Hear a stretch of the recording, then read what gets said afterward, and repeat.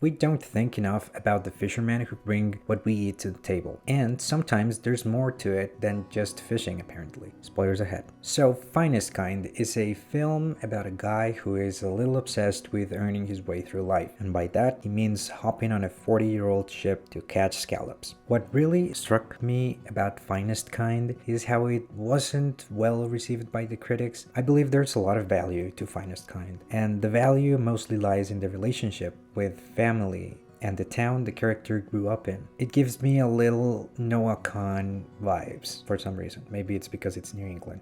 The fishing bits are fun and very interesting. As someone who knows absolutely nothing about fishing, it was quite appealing. There's something about the fisherman's trade that is kind of fascinating. They have their own words and an honor code of sorts. After all, we're talking about people who live on a boat for weeks on end, so they must have like their own little society of sorts. The character development is nothing really changed, so I don't know if there was a lot of character development. Charlie wanted to be a fisherman from the beginning and ended up just wanting to be a fisherman even more. Tom sort of fixed his relationship with his dad, which by the looks of it wasn't completely destroyed. Charlie and Mabel's relationship was cute and all. You won't see me complaining about seeing Jenna Ortega in a movie. I'll just say that. Her performance is actually pretty good, to be honest. I get why her character exists. It's just to link them to the whole drug dealing thing. What I think the problem with Finestkind is that it tries to do too much for no apparent reason. Sometimes it feels like a drama about two brothers, then a commentary about the fishing industry, and then it's like an action film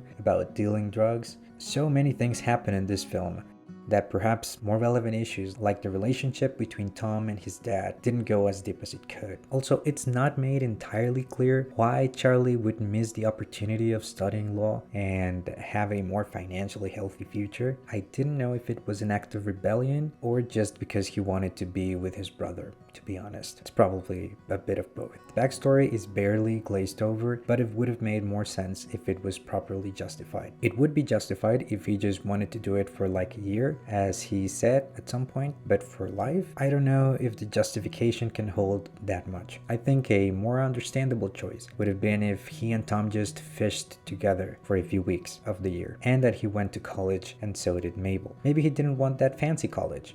He could have gone somewhere else, or maybe be the lawyer for the little company of his brother. I don't know. There are many other outcomes that could have worked with the amount of justification the film gave to Charlie's decision. The performance by Tommy Lee Jones is stellar. I wouldn't expect anything less from him. Overall, Finestkind is a good movie. I enjoyed it, and I can see myself rewatching it sometime in the future. It's got great dialogue, great performances, and a solid directorial execution. It was interesting learning about the fisherman's trade and its current condition. There are some heartfelt moments here, and I can always appreciate that. As always, thank you for watching. See you next time.